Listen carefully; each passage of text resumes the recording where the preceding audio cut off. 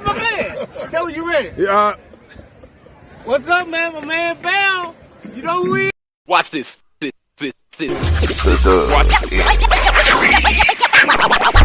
next. Football talk is a big hit. Sunday nights to Wednesday nights, we striking a match cause we lit. Y'all know the name, we call it the Dub. On Friday nights, it feel like a club. Getting that VIP treatment on the sideline, they showing us love. Great interviews, go Hoods. Put in work, go good. Texas youth and high school talking to page on Facebook, hold up. Coach Carter still on the scene, giving advice, he do what he mean. Jay Mack and Swaggy Wick, rocking the gear, it's so clean. Big guys and go easy, off the easy, push easy. With my steppers, our special kids, making blitzing so easy. Trying to win, we so greedy. All our fans are so needy, cause they need to hear them talk about that club. We do it for the dub. We do it for the dub. We do it for the dub. We do it for the dub. That TF dub. We do it for the dub. We do it for the dub. We do it for the dub. That TF dub. Welcome to the Dub, number one high school podcast starring Pat Botese, Jeremy McInnes, Whitfield Roderick, Coach Carr, and Ron Riser. Well, all right. What's happening? What's going on? Welcome to the number one talk show. Speak out. The Dub, baby. Hey, this Pat Botese reporting live from the Dub with Channel 8's own Mike Leslie. What's going on, boss? What's up, man? I appreciate you having me. Hey, man, I appreciate finding y'all here at the Mavs game and stuff. We were just talking before we came on. You said that high school sports is your favorite to cover. It's those high school football broadcasts we do, Friday Night Football. There's not a day in the week I look forward to more than that, man. It's a blast. I mean, listen, Cowboys Sunday's probably a real close second because those are fun too. But those Friday night broadcasts, man, Friday Night Football is a labor of love for me. So yeah, there's nothing quite like it. Mike, what is the two favorite games you have covered in high school? The two games that's like, damn, that was a great game when you left the booth. Okay, all right, man. So the two that stick out from this past season, they were back-to-back weeks. Stephenville and Decatur played a game that finished 56-55. I remember that. At 12 minutes after 1 o'clock in the morning because they had a 3-hour and 20-minute lightning delay. Dang. That game was insane. Yes, sir. And then the very next week we had Anna and Salina go to quadruple overtime. So we had our fair share of really, really good ones. We've had some really good Duncanville, DeSoto Cedar Hill games over the years. Yes, we had sir. one of those 49, back when Caden Salter was still the QB Oh, for Cedar my Hill. God, yeah. They were still Cedar Hill at that point. The Duncanville DeSoto games are always, I mean, we know every year we're not going to have a bigger viewership than what we've got for Duncanville DeSoto, man. The degree to which people care about that matchup, man, it is unmatched in, I would argue, all of Texas high school football, at least from a regular season standpoint. Right. Obviously, North Shore Duncanville state title game, different category. That's kind of by itself.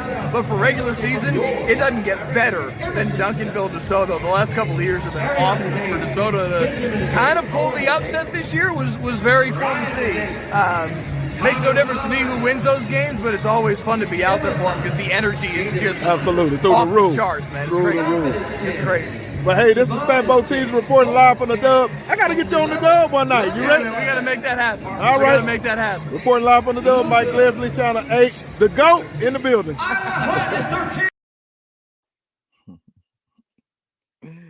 Yes, sir.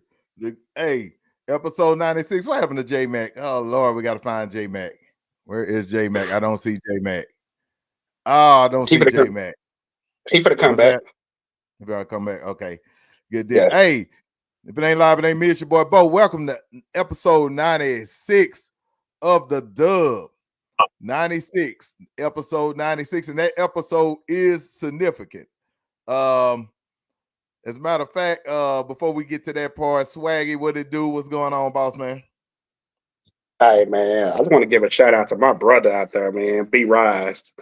Today is gonna be always for known.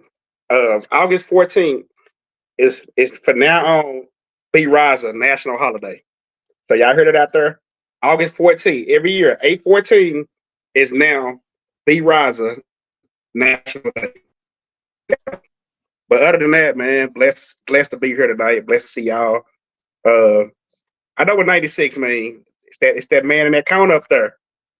That wrecker, the Michigan Wolverine. Yes. Salute, Coach Carr, 96. Hey man, I'm making you on the game, by the way, bro. I'll let you know ahead of time. So if you if I gotta pay you NIL money, I'm sorry, but yeah, I gotta make you on the game, bro. Hey, the honor is good enough, my brother. The honor is good enough, no doubt. Appreciate you. You welcome, Hey, no bro. doubt. Yes. No doubt. And we were talking about this earlier, but no doubt that 96 tonight can't be any other than Mr. William Carr, Mr. Michigan himself. Yeah. Mr. Carter, All-American, rocking at 96 at Michigan. So shout out to Coach Carr, man. Dub salute to one of the greats that ever come out of the state of Texas, man. And I can't even think of anybody else. At first, I was thinking Dana Stubblefield, but I was like, nah, we gotta give it to Carr. Hey, if you was gonna ask, that's what I was gonna say was Dana Stubblefield. Yeah. Yeah. He's one of my favorite. Yeah, for sure. Yeah, Dana Stubblefield. Who's another 96? I want to say Hey, That's a hard one. I know a few. Hold on. I know a few. But the world might not know them, but I know a few. Okay. James Hall. Look up James Hall. I played with him at Michigan. Okay. All right.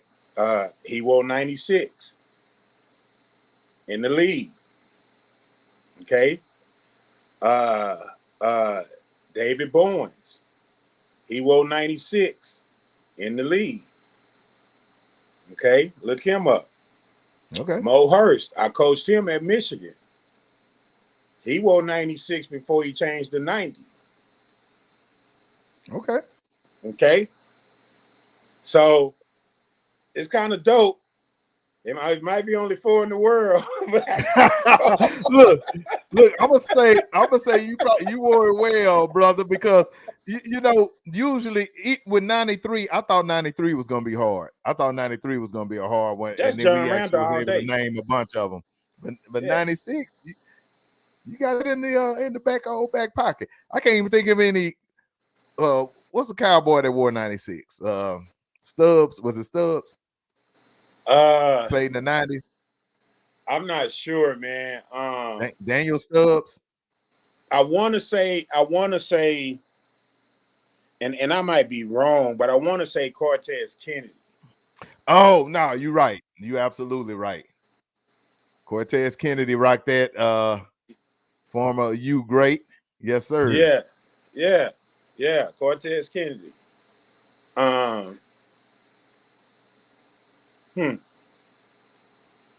right. The other guy at Michigan was an All-American. He wore 96 too. He was dope though.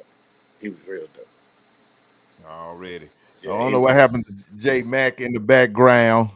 God dog it, but we definitely got to get him on and stuff. He had brought up a topic that we're going to talk about in the show with the great Mike Leslie. Before I bring him on, I'm going to bring him on to this. Let me see. Boom. Let's see if we can get this in here. We're going to get this in here.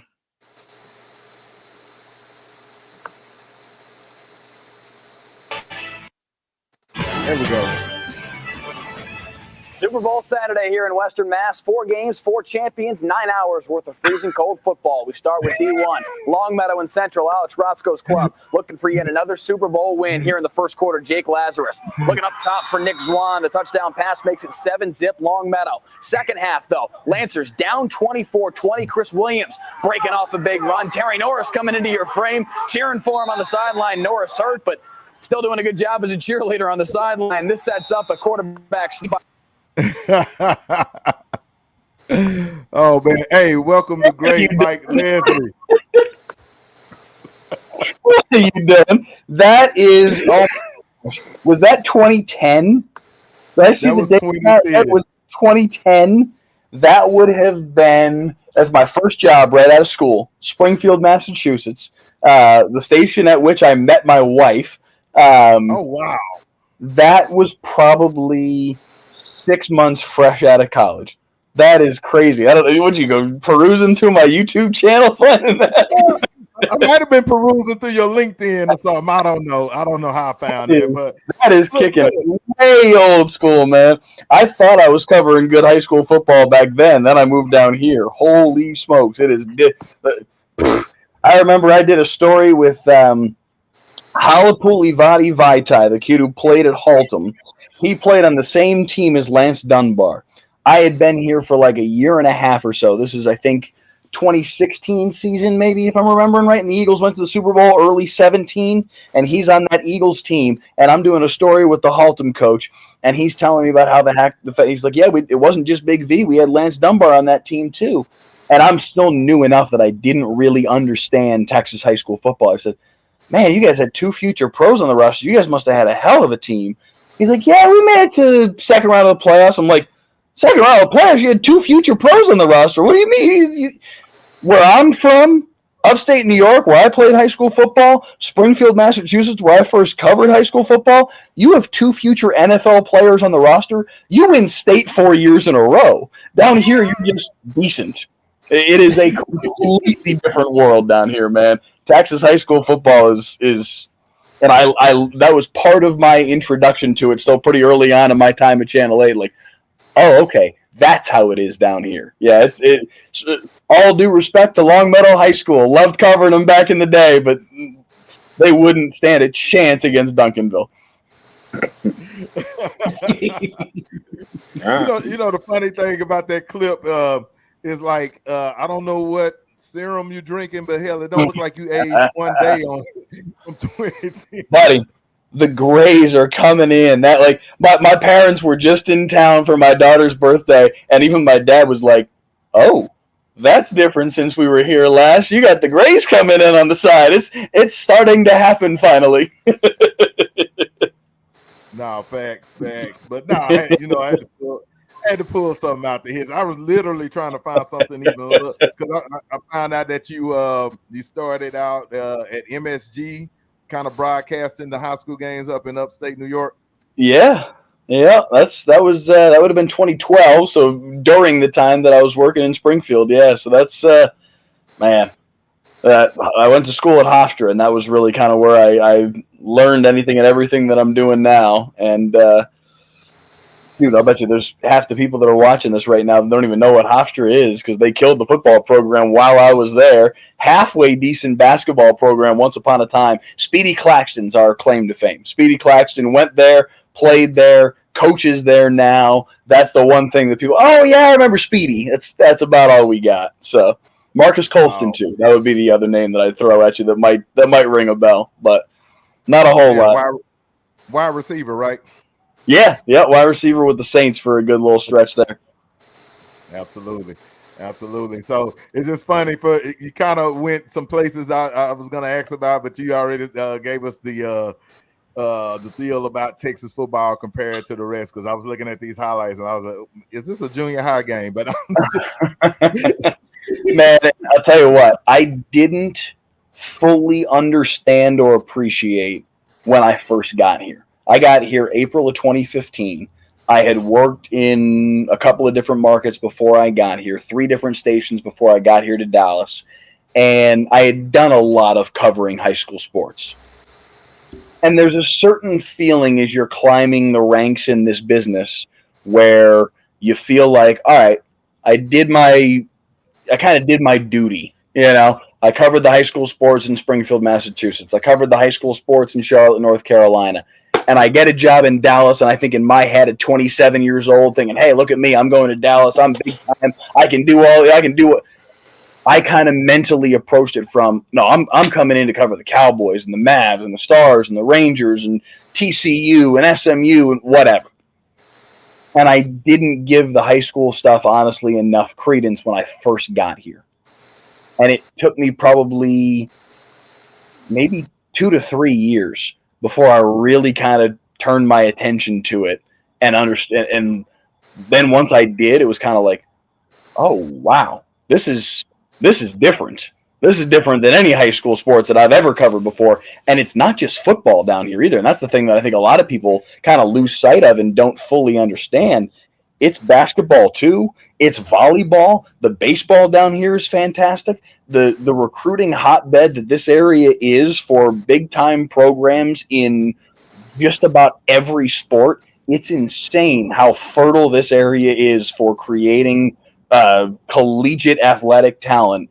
And once I finally kind of turned my attention to it and like, oh yeah, I've been missing out on this the last 3 years, and ever since 2018, and ever since it's right as I said on that clip where I was much better dressed than I am right now. As I said on that clip you showed when we were first coming on the air.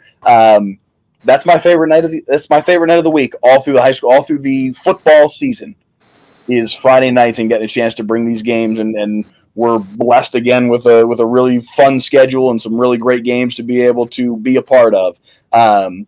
That's the best day of the week. Cowboy Sunday's a lot of fun, don't get me wrong.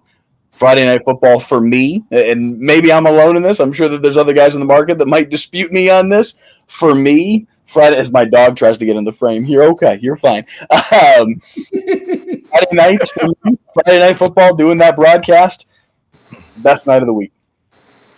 No doubt. All right, I'm going to ask one more question. I'm going to turn it over to the fellas because I know they got a lot they want to impart. Shout out to Swaggy and J-Mac. I think we lost y'all at the beginning of the show. Welcome to the show, fellas. Episode 96, the Coach Carr edition. The absolute. All right, so I know that I want to ask you what separates the DFW market or the Texas market from the rest. And my thoughts are, because I run a youth football league, I've had kids come from all over the United States down here for different tournaments, and they are wowed by the facilities. They're like, Jesus, some of these high schools are better than D2 colleges and stuff like that. So kind of what you think is that separator? I think there's three things, and I think you hit on one. The facilities obviously down here are second to none, and that just attracts, I mean, this may sound very basic, but if you're a 9-year-old kid and you're trying to figure out what you want to do, what sport you want to play, and you see Allen Eagle Stadium or some of these, indoor facilities in the McKinney Stadium or whatever, and even they're older, but they're still palatial, the Duncanville Stadium, Eagle Stadium at DeSoto, and you look up and you go, man, I want to play here in front of a crowd here that's cheering. Or like, that draws you in. Even if you didn't understand or appreciate football before, that draws you in. So I think the facilities definitely play a role. I think there is just kind of something in the water down here where the speed is different, the ability level is different. But I think a big part of all of that and a big reason for all of that, and to me this third prong is the most important element of it, is the coaching. The coaching down here is at a completely different level in terms of the understanding of the game and the ability to impart that wisdom onto these kids. And it's also the infrastructure is there. They have spring ball down here. They don't have spring ball where I'm from. That doesn't exist. They've got the time, they've got the infrastructure, they've got the dedication to it's a lifestyle down here, and it's what we do down here. It's just what we do, and you combine all of those things together and you pump out the Colin Simmons and the DeCorian Moores and the Booby Feasters, and if I tried to list off every name, we'd be here until 11:30. You still don't somebody after kid. It's just that's what we do down here. Absolutely. All right, Carr, you want to go next? Yeah, cool. What's up, Mike, man? Blessings for coming on, kicking it with us, man. Appreciate you guys having me. Yeah, man. Look, so it was funny that you say that. Now, the football in New York is more of the private schools or the best football, right? Like a Paramus. How good was it? You get a chance to watch them play? A little bit, not a ton, because as much as I grew up in New York and I played high school football in New York, I never covered high school football in New York. because I went to college there, but my first job out of college was in Massachusetts, and then from there went to Springfield first, went to Boston for a little bit, then Charlotte, North Carolina before I came here. So I never really worked at. I mean, I say that I did an internship when I was 18 at the Fox affiliate in upstate New York in the Albany area, but that was really it. So I don't really have the same, honestly, understanding even of what New York State high school football is, other than just the couple years that I was playing it. But when I tell you I was a very mediocre high school quarterback, average could be. I had one good night. I had one really good night on my 18th birthday, as luck would have it. Week 1 of my senior year. Threw a couple touchdown passes, including one in the fourth quarter to tie the game at 27. Then a buddy of mine made an interception, brought the ball deep down into the other team's territory, and I kicked the game-winning field goal. I was on the front page of the paper the next morning. It was the newspaper writer knew that it was my birthday, so the headline was like "Party Time for Scotties" because that was the mascot of the team that I played for. It was awesome. I thought I was like the coolest person in the entire world. Week 2, I threw 2 interceptions. Week 3, I threw 3 interceptions. Week 4, I was benched. So I played real hard. Hey, let me ask you this: was that weekend worth it? You know what? So I did get the job back. I want to at least circle back and say that much. I did get the job back. It didn't last that long. I came back and started the final, whatever it was, 3 or 4 games of the season. But you know what? That night was. I thought at 18 years old that I was going to live and die with my high school football career. You come to realize pretty quickly that's not actually the case, and right. There are a lot bigger things in life that matter a whole lot more. And you know what? I get to tell this story now and get that laugh about the fact that I threw 3 picks against Albany, and oh man, the speed with which my coach said, "Stand right here. You're not going back on the field." So basically, yeah, I wish it had gone differently, but yeah, so you had a Nick Foles moment, basically. Yes, I had one Nick Foles moment, and then I was Nick Foles for the rest of the season. Oh man. Yeah, don't worry about it, man. We all been asked to come stand next to the coach at some point. Yeah, that is true. Yeah, it's okay. So look, here's the question I got for you, man. With so much stuff being made about transfers and the emphasis on transfers and the emphasis of UIL pushing more coaches to not sign off, what is your feeling on that? Like what's your feeling on the transfer thing when it comes to high school football? And what suggestions do you have? Man, I don't know if I've got a good suggestion because I don't know how you police it. I don't know how the UIL can police this. It's because how do you? We can all look at different things and go, okay, yeah, we probably know what's going on there. But how do you prove it? How do you prove it to the point where you can actually legislate a punishment against it? That's a completely different level. Like it's one thing for all of us to be able to sit here in a podcast and say, yeah, that probably happened. But like it makes me think of the Anthony Black situation with Duncanville basketball from a couple of years ago. That was a unique situation because there was somebody that had actionable information that was blowing the whistle for Coppell and for the UIL. His dad. No, I know. I wasn't going to say it, but I think we all knew, what. Yeah. I know. I was trying to kind of skirt around it a little bit. We tell the truth here, Mike. Yeah, listen, I hear you. But think about how rare that situation is. That doesn't come around very often. And not that if you're the UIL, you want for something like that to happen because that stinks for that family, that's the way that all transpired and that's what the relationship is. Like that sucks, so you don't want that either for your kids that you're trying to, as an organization, as the UIL, you don't want that. But that's what it took for them to actually be able to levy a punishment and have it stand up and have it, even as that thing went through the courts, it eventually did stand up and they were able to retroactively levy that punishment. But how rare has that been where they've really actually had tangible, provable information? It's an incredibly hard thing to police. And to your question about suggestions, I don't know that I have one, because I don't know what you do to, because there's so many things that happen where, yeah, that's probably what's going on. But again, how, I don't know how you prove it. And I guess what I'm asking is, like, do you feel like a kid should be punished for being with a bad coach?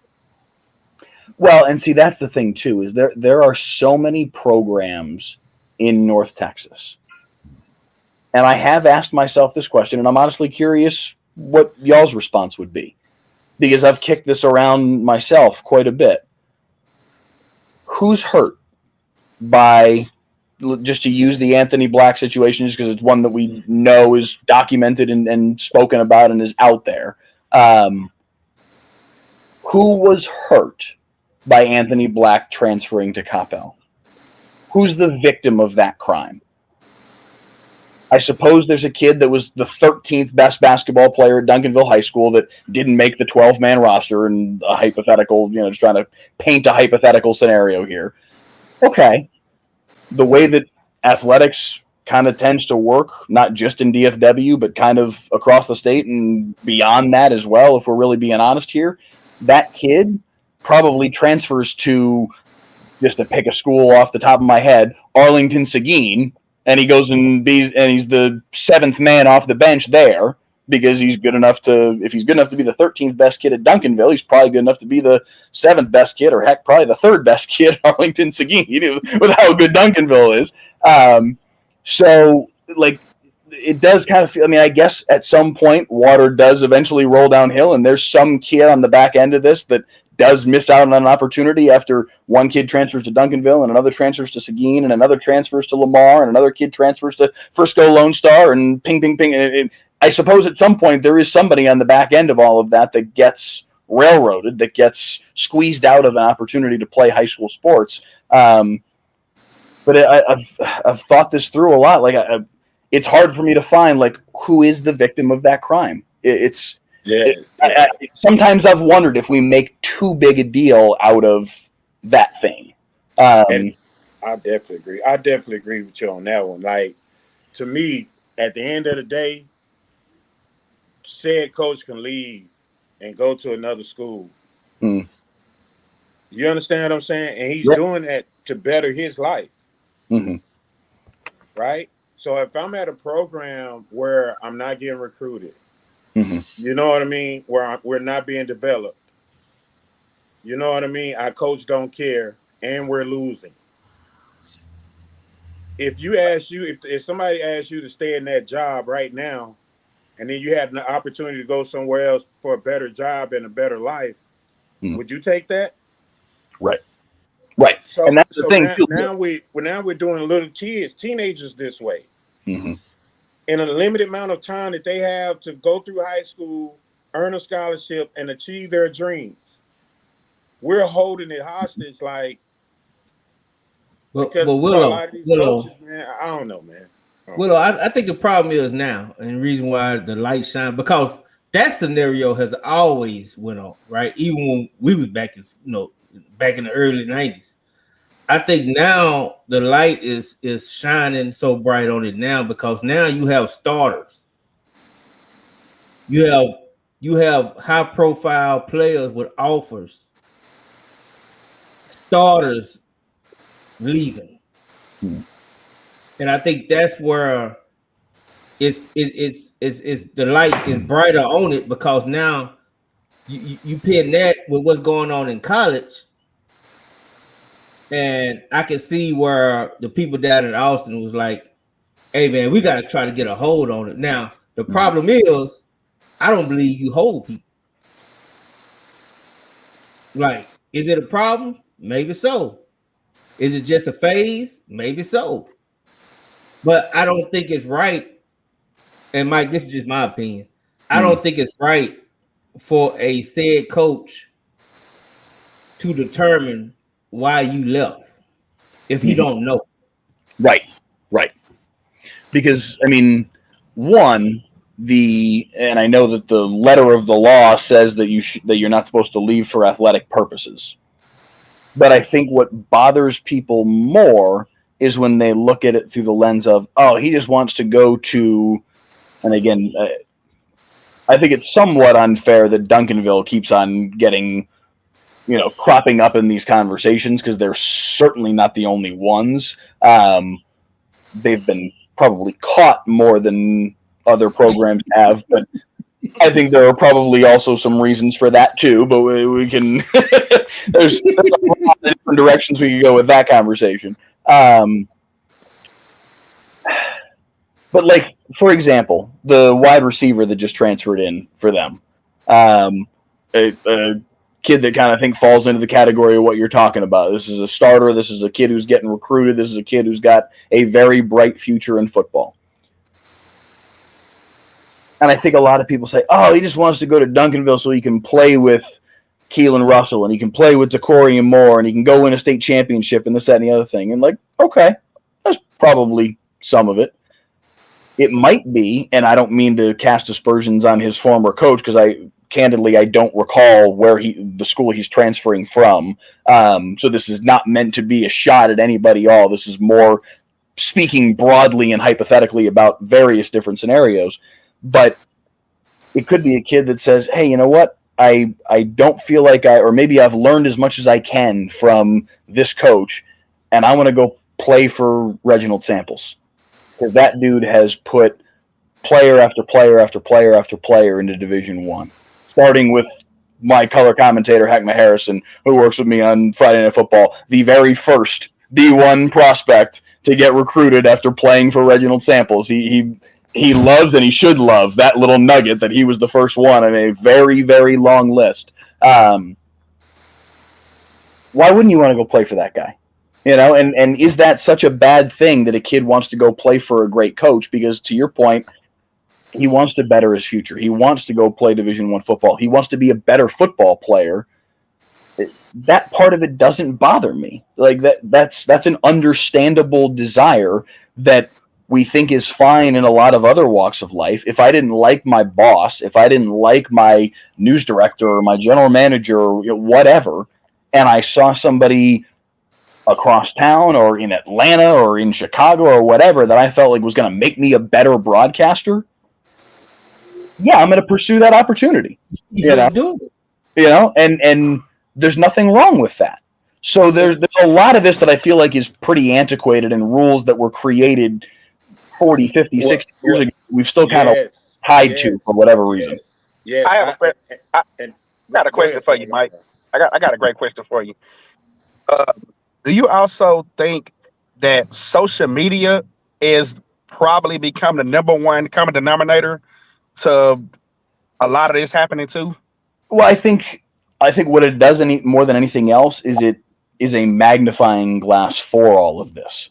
We see it so much more than we probably did in 1997 or whatever, because like this kid that we're talking about, the wide receiver, and I apologize, I'm forgetting his name, that's transferring into Duncanville.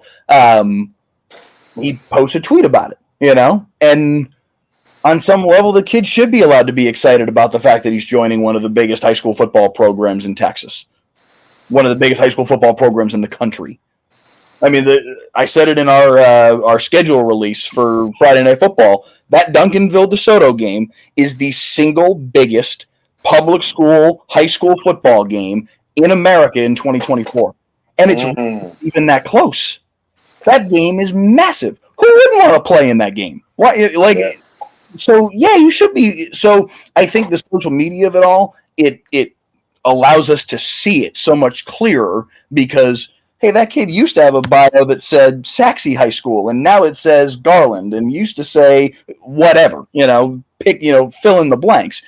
It's easier for us to see it and track it and notice it than it was 20 years ago because it's all right there in front of us. I do want to say, Mike, the kid, he comes from Arlington Lamar, which Okay. I was there. I was at the school Saturday. I'm just saying that. I was at practice Saturday. I talked to Coach Skinner. there's no ill will there. Yeah. Like, you know, and they're gonna be fine. Matter of fact, y'all should keep an eye out for Arlington Lamar. They got a very good sophomore class.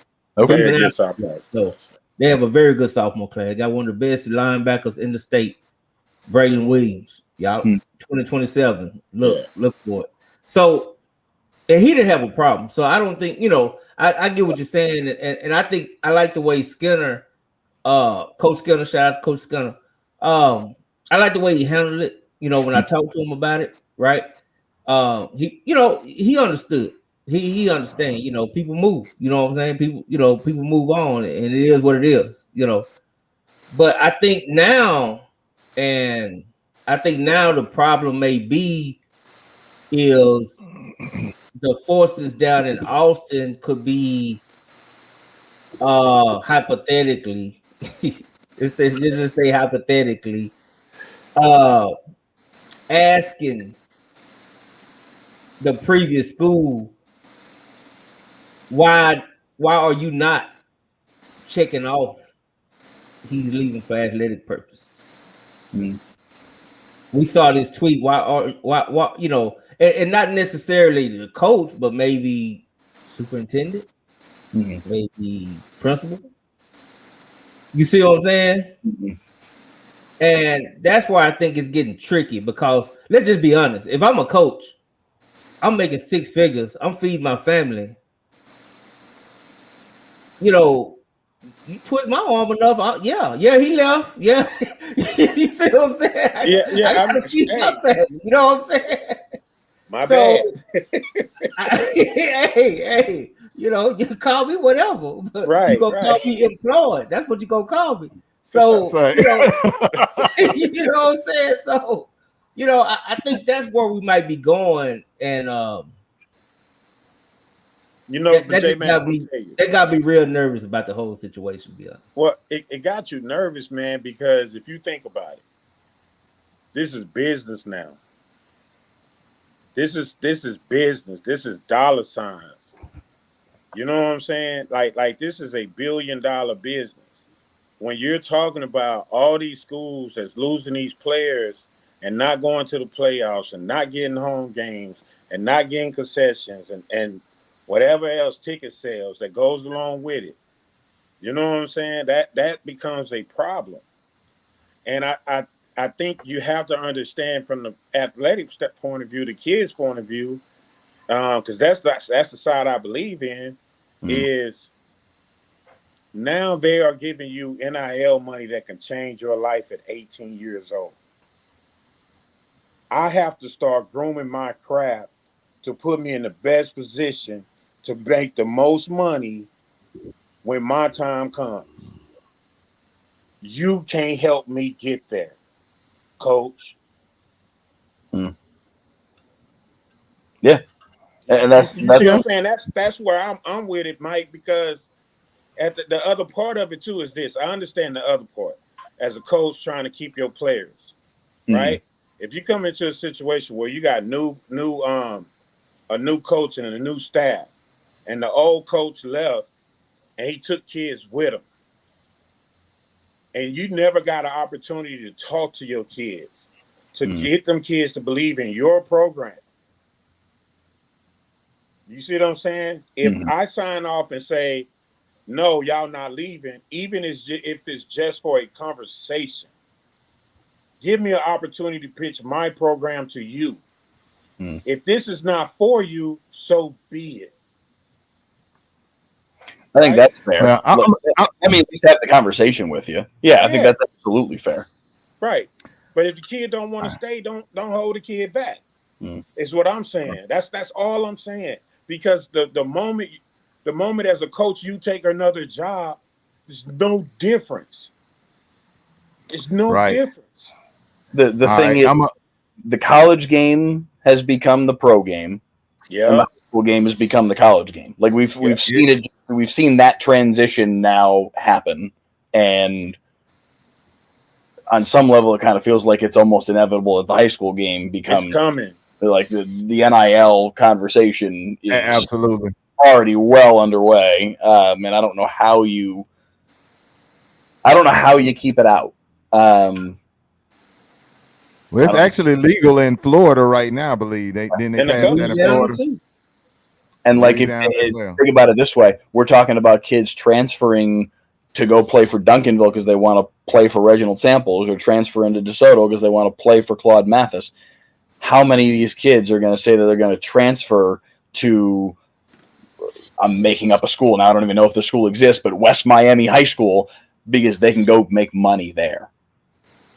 At some point, we're going to start seeing that happen, and that's going to be the tipping point where if and when that starts happening, that's where the UIL is going to say, all right, we got no choice here because we can't lose all these kids to Florida and California and Georgia or whatever. If those states are going to allow it, the talent level in Texas is going to get watered down by that happening, and that will be the final, the final straw, and they'll cave. And I'll say this, and we're going to move on to another subject, but I'm going to say this. And if that did happen and they brought in our LN, that's going to level the playing field. Like we gonna see plain old quarterbacks wearing 22 again, running up and down the field with the bag and the ball. All right, but well, actually, real quick, the playing field, it's gonna make it. We're gonna know the places that have money again, right? But real quick, actually, it's already taking place in basketball. Yeah, I'm gonna say they do that basketball already. We got kids from Texas go to California, and they already, it's a different ball game. Just left, right? Waxahachie just left to go to Inglewood. So yeah, that's what I'm saying, and they get NIL paid up there. So I see football coming too. Like Mike just said, if it start happening, then they gonna have to open their eyes and say, hey, wait a minute, well, we gotta, because you don't want to lose your kids. Every year we should lose kids to IMG. Every time I look up, it was the top player transferring way down there. So we don't have that no more because, like you said, now our kids want to stay here and play for Duncanville, DeSoto, South Oak Cliff, the elite programs, Colleyville Heritage. The programs that's going to put their names in college. So the good testament about the whole thing is we're actually starting to keep our kids now, which is good. Because like I said, in the beginning, we had kids every year, star players every year. Look up, they transfer to IMG. Yeah. Now we don't have that no more. So that's a good thing. And now we're keeping our kids. No doubt. Yeah. All right. Well, we're gonna switch subjects real quick. I know J Mac mentioned this earlier that he wanted to take a look at it. One thing that excites us is I think you guys do a great job on your Friday night coverage, and enjoy watching the games. You guys are out. And one thing I like is you guys are streaming the game, so you guys are engaging with the comments. I love that. Yeah. I put a couple of comments in the past, and you call my comments out. Listen, I'm always keeping an eye on it as we're going through because I'm always trying to encourage more comments because that's part of what makes it fun. Is seeing, like, I'm seeing the comment on the screen here from James, and unfortunately it is too late to check. Believe me, DeSoto North Crowley was definitely on my radar, but I knew we were going to get DeSoto Duncanville later in the year, and I try to at least somewhat spread the love around. That's Lancaster North Crowley. I'm sorry, I'm sorry, I'm thinking the next week. Week 2 is DeSoto North Crowley, right? Right. Yeah, okay, that's the week that we've got Sock Duncanville. Sorry, thank you. Yeah. So yeah, there's the schedule right there. And it's fire, Mike. It's fire. I can't even lie. Like, y'all hit a home run with this. This is one of my most favorite projects every year. It starts in mid to late June, and it was a little bit later this year because of the Mavs going as long as they did. It took me a little longer to turn my attention to all of this, but it's always fun to put this together. And listen, I'd be lying through my teeth if I didn't tell you I looked right to October 11th. All right, October 11th. We're going to get that game first. We're going to confirm that we've got that game first, and then everything else can get in line behind that because that game is just – that game got 100,000 views last year. We've never sniffed it in years past. And I mean, it's better this year. Like the storylines anyway, and the sales pitch going, the game itself was very good last year, and that's not always the case. I know there's been a couple of years where Duncanville has handed it to them pretty good, but the lead up to the game, this year is as good as it has ever been. Yeah. Hey, I mean, I'm sorry. I wanted to piggyback on the Duncanville game real quick. Go ahead. So last year, you remember, it was the rainstorm, the rain out Friday night, trying to get that done, and then come back on a Saturday, and you still wasn't sure with the showers and all that type of stuff. And that, I think, only added to the allure of the game last year. Yeah. I was there in the press box with Swaggy, and we were there the whole night and couldn't get the game on. So let me tell you, there is nobody in all of Texas that was happier that game got rained out, lightning stormed out on Friday night than me. Because about a week and a half before that game, I get a phone call from my boss. Rangers are in the ALCS. I'm on my way to Game 4 of Rangers-Astros ALCS. I'm driving to Globe Life Field. And he says, hey, we were all just talking about it, him and some of the other managers at Channel 8. If the Rangers win, Game 1 is on Friday night, the 27th, which was the night of Duncanville DeSoto. He said, if the Rangers make the World Series, we're going to need to cancel the broadcast and we're going to need to have you at Game 1, which, when I tell you, my stomach hit the floor because there's no game on the schedule. Listen, I'm looking forward like hell to Denton Ryan Alito, Colleyville Heritage Argyle, whatever. I'm looking forward to a lot of these games. There's no game I look forward to more than Duncanville DeSoto. So my stomach dropped like a stone when he said this. And it kind of put me in a tough spot because I'm like, I mean, I want to cover the World Series, but I also don't want to miss that, So like, I'm kind of between a rock and a hard place. Like, shoot, do I want the Rangers to win right now? Because like, I really want to do that game.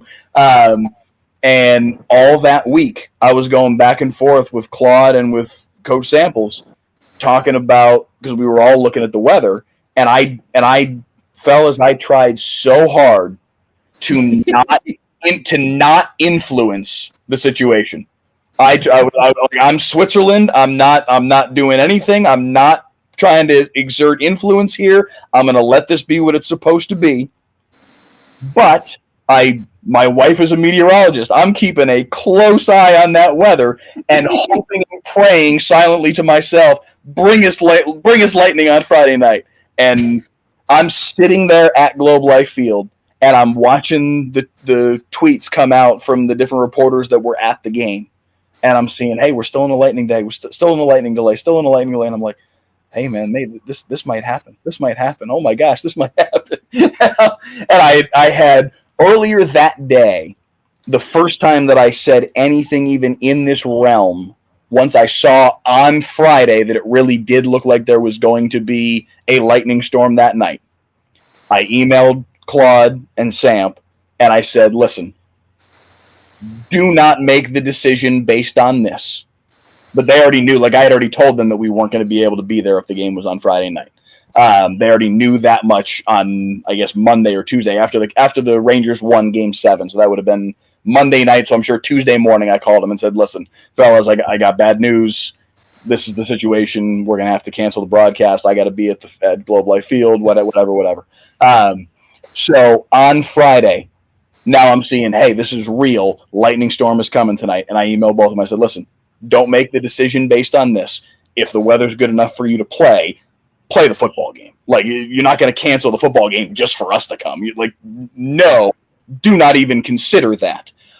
But if you guys end up in a situation where you do need to postpone the game, if you can make it Saturday afternoon that you reschedule it for, we can be there. And sure enough, 2 o'clock in the afternoon on Saturday, and I mean, I was there with bells on. I couldn't have been more excited to roll in to DeSoto's Eagle Stadium. Like, hell yeah, baby, we got to do the game anyway. Yeah. Down that night after the game so fast, and I hauled to Arlington to go cover Game 2. And I was like, this is great. I got to do both. Yeah, you won that night. You definitely won. Mine. Yeah. But other than that, I do have to give y'all credit, man. And this is no diss to the smaller class, but I noticed on that schedule you have nothing lower than 5A on that schedule. And That honestly, it's bangers. that's different this year. That I noticed that as I was putting it together, that it just and honestly, there's a couple of factors here because I've always tried to at least get a game or two into the smaller school ranks, and like we did Brock Gunner last year. We've done a number of 4A games through the years. We did a Carter Wilmer Hutchins game a couple years ago that was fantastic. The Carter won on a last-minute touchdown drive. So we've always tried to get into, let's at least get a 3A, a 4A, sometimes 2 4A games. Shoot, Anna Salina last year in 4A was maybe the single best game we had all year. Went to 4 overtimes. Unbelievable football game. So we've always tried to get into the smaller school ranks and at least, always give them some love. The way that the area continues to grow, a lot of the really good 4A programs and even the 3A programs have matriculated up the ladder. And like it used to be, Argyle was a really good 4A team that we could go see. Now they're 5A D2. Melissa as well. Like a lot of these schools that used to fit into that category for us. There was one game in 4A that I really tried hard to get this year, and it was Salina, Frisco, Panther Creek. 2 top 5 teams in the state rankings, and that was the first game that I requested for. I forget which week that was now, maybe the 18th, maybe the 13th. I forget what the date was on the calendar. Anyway, that was the first game that we requested for that date. Maybe it was the 27th. Maybe that's the September 27th game. Anyway, not important. Sorry, I'm getting sidetracked here. But Frisco ISD has a contract with another company. So they couldn't let us come do the game. So yeah, that's different this year than it's really ever been. But yeah, it's all 5A, 6A this year, which is kind of new. What game other than Duncanville DeSoto? We all know that game. Yeah. What game other than that you kind of you look at I'm looking forward to this game. I think this year it's probably Denton Ryan Alito. We get lucky. We got back-to-back weeks where we got number 2 versus number 1 in the state. As it turns out, the number 1s are both the home teams in those respective games. Yeah, that's probably the answer this year. Duncanville Sock, I think, could be a lot of fun too. The Colleyville Heritage Argyle game, I think, could be really cool. That's what I was looking at. Yeah, that one's got potential to be really cool. But again, another example of a team that has moved up the ladder and yet still, Todd Rogers is a fantastic coach. That's just what they do at Argyle. No matter what level they are, they just keep winning. The Forney Rockwall game is intriguing as hell to me. Forney's the run they had last year and now moving up to 6A. Their running back is incredibly good. Is a different level. So that one's one that I'm really looking forward to. That's the 18th of October. Yeah. I'm predicting it now, Mike. J.O. gonna run for 300 yards that game. Okay, all right. I'm down for that show. Man, that'd be cool as hell. Hey, Mike, I got a question. I got a question for you pertaining to Duncanville DeSoto game. Yeah, I noticed right now say 1 versus 2. Do you think when we get to that level that day, it's gonna still be at 1 versus 2?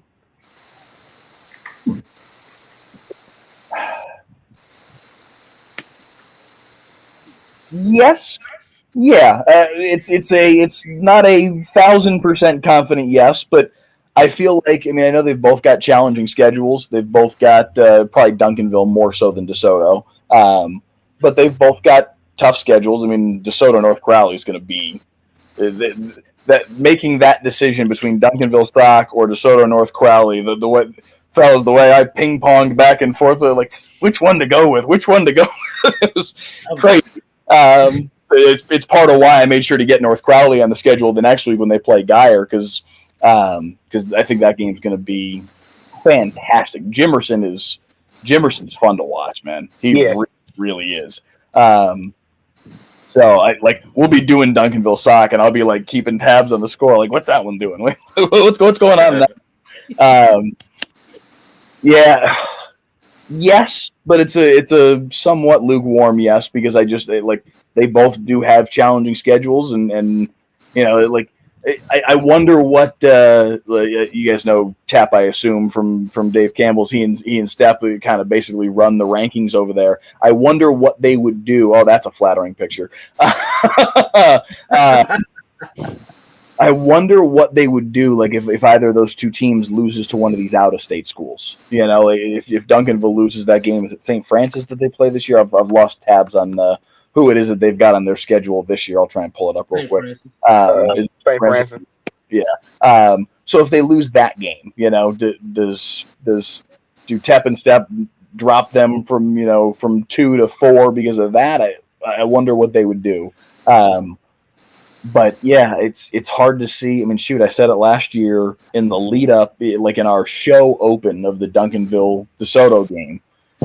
To me, there's two teams in the state that can beat Duncanville: North Shore and DeSoto. That's the whole list.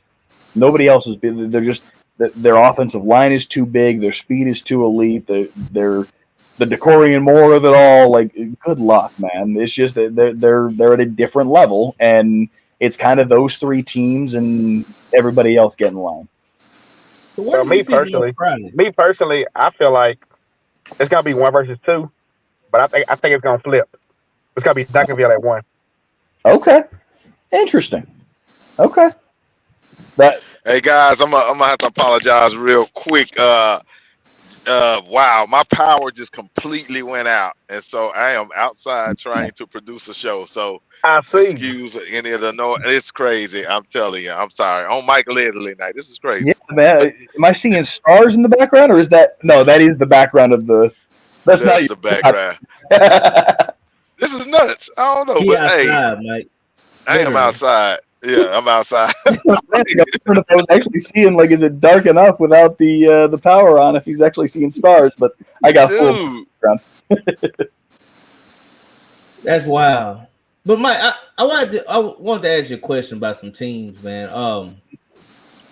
Where do you see North Crowley? They made it to the semifinals. Do you see them finally getting over that hump? That's one. That's one question I got for you. And then 2 is, where do you see Anna in 5A? Anna is interesting to me because they were so good last year and so much fun to watch. And I remember walking out of that Anna Salina game that Salina won on their home field, 4 overtimes, crazy football game. And Hackman and I both walked out of the booth last night, and we were saying to each other and we were saying to each other, Salina won the football game, but Anna's the better team. It just the way that they play. Salina made a couple of unbelievable plays to win that game, to come back and win that game, but Anna was the superior football team, and the balance of the season showed that. I think they bring back enough to still be in it, in the mix in 5A, but that jump is, it's a different level now. You're climbing into the big boys now, getting into 5A, so that's a different ask. I think they're still going to be very good. I don't know that they're state champion level elite now in 5A D2, but I think they're still very much in the mix, and I think they can be a top 10, 12, 15 team in 5A D2. I think they're still really, really good. North Crowley, I think, is fantastic. I think, like we were talking about before, Jimerson is awesome. Their running back is really, really good and coming back off of injury, and I think it's going to be, people are going to remember, oh, right, that dude can go. But I have a hard time seeing them go beyond that state. Like, can they get back to the state semis? Sure. Then you hit a brick wall. Yeah, that's where the level gets different, and I don't see how you get past that stage. They're really, really, really You say good. Duncanville. But yeah, exactly. I'm sorry. It's just it's Duncanville, man. It's just listen. I suppose we've seen it happen before. Carroll got them a couple years ago when they set up the Dodge Bowl. I mean, it's happened, but it doesn't happen often. And I mean, what Samp's got working over there, it's. I'm reading the comments about. Well, look, and it's the whole neighborhood too, so it's not just me. But I'm loving the comments. Hey, Listen, Mitchell Ward got all that money. Pay my bill, Mitch. I'm in the same boat. I got kicked out on the back porch too, so I don't wake up my daughter. And my wife is texting me. She's like, "Man, you are so loud." Hey, Mike. In last year's playoffs, first round, just like I want to know, was you just like me? How nervous was you when you saw that score 3-0 the entire game to the fourth quarter between Anna and Wilmer Hutchins? Yeah, that was what's happening here. I mean, Wilmer Hutchins has got a good little program. I mean, I enjoyed covering them a couple years ago in that Dallas Carter game we were talking about. But again, different level, different, in terms of skill level, in terms of just the completeness of the two programs, or at least as it stands right now. So that score was kind of like, wait, what's happening here? And eventually, the water finds its level, and eventually it sorted itself out. But that was kind of like, man, what's happening there? That's a very intriguing score. See, I thought y'all was putting the wrong score when I kept going on there. I said, it's got to be wrong. It's got to be wrong. Yeah. No, it didn't make sense when I first saw it. And again, Hutch has got a good program. They're a solid team, but they must have played one heck of a football game, especially from a defensive standpoint, because that's an Anna offense. And I also wonder, because first round of the playoffs, some of these teams, that are at that level don't always, they kind of, it's the first round of the playoffs. We're playing some, number 4 team out of some district that, they don't respect as much as they should, and they get themselves in a bind. And there was probably some of that going on too. But I mean, heck, credit to Hutch. They played a heck of a football game to be, in that kind of game with a team that ended up winning state. Yeah.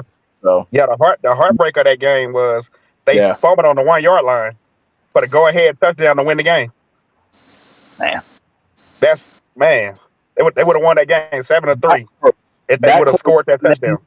Who knows, man? Who knows what their run could have been? I mean, I don't know if they can do that 4 more times, but I'd have to go back and look at the bracket to see exactly where they would have had to go from there. I know that region was tough. They would have had to find Salina at some point along the way. I believe it was. Was it China Spring? No. Probably, yeah. I think China Spring was in that region. I think you're right. Yeah. Hey, Jeremy, don't be hating on 4A.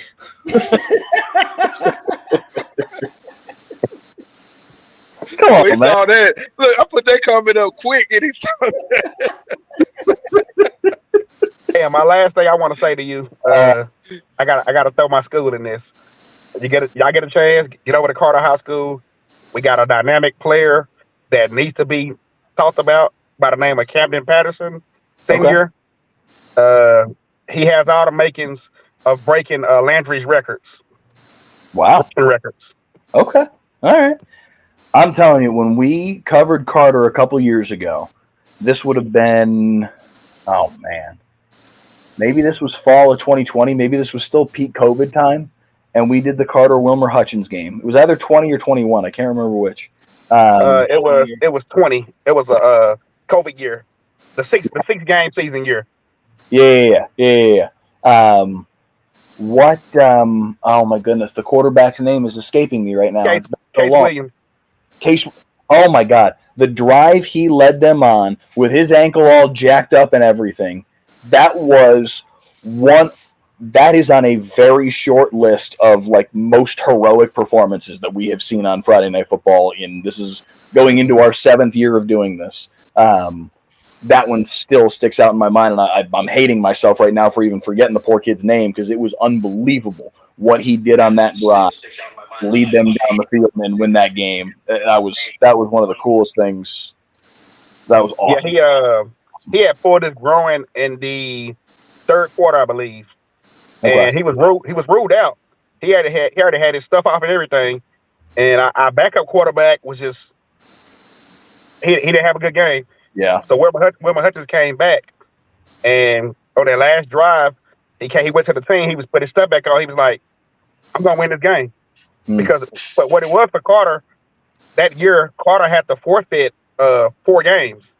So them forfeiting that 4 games, that put them in a hole. If they lose that game against Wilmer Hutchins, they miss the playoffs. So he just felt like he had to hop in there. He literally hopped down the field like a whole drive. Like on one leg, it was throwing the ball. That was unbelievable. Leftwich stuff. That was unbelievable. Hey, Mike, I want to jump in real quick. I interviewed Coach Samples a couple of years ago, and in the interview, he mentioned about wanting to be a coach with the Cowboys and stuff. Do you think him and his staff could do a better job than what's going on this last 10, 15 years? See, the thing is, it's tough with that is it's not so much the coaching, it's the people skills. Can you deal with Jerry? Like that's the challenge of that job, it's not the managing down, it's not the coaching your players that these guys are struggling with. It's managing up and dealing with the owner and the GM and the fact that those are one and the same, and that's a challenge, man, because he's got his hands in every little thing, and on some level, I suppose that's his right. It's his franchise. He can do what he wants, but he does what he wants, and some coaches deal with that better than others. Like I know when Parcells was here, he was a big part of what turned things around after they were so bad turn of the century, that 98, 99, 01, that stretch where they were 5-11 3 years in a row, and they were terrible. Yeah.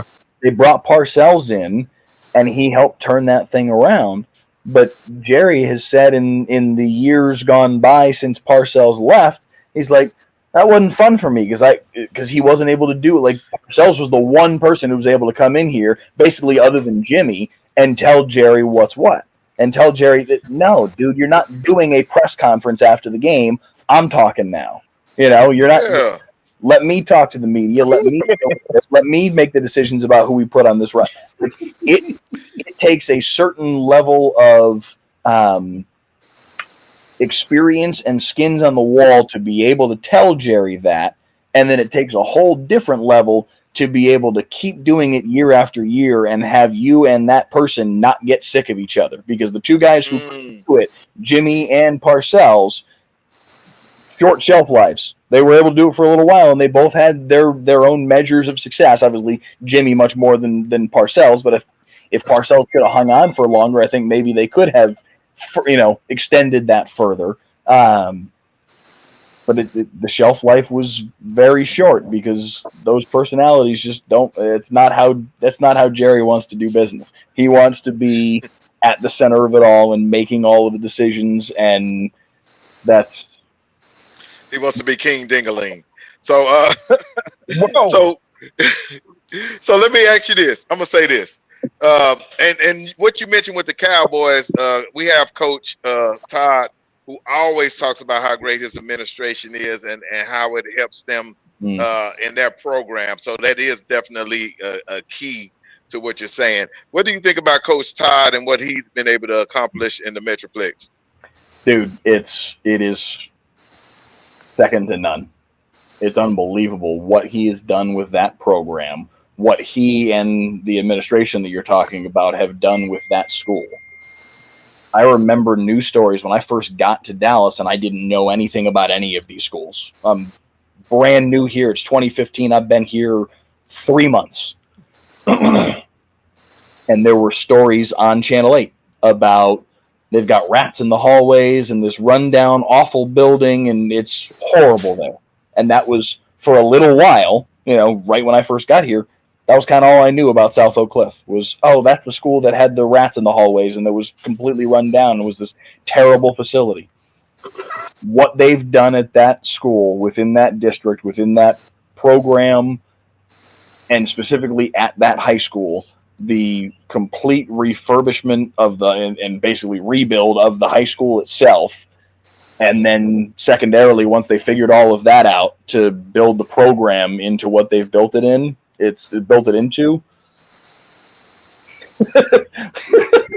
I'm sweating my tail off out here, Ray. Sorry, I'm outside. I keep moving my I saw y'all laughing. I'm like, what are they laughing about? What did I say? Ray is hell. Ray is hell.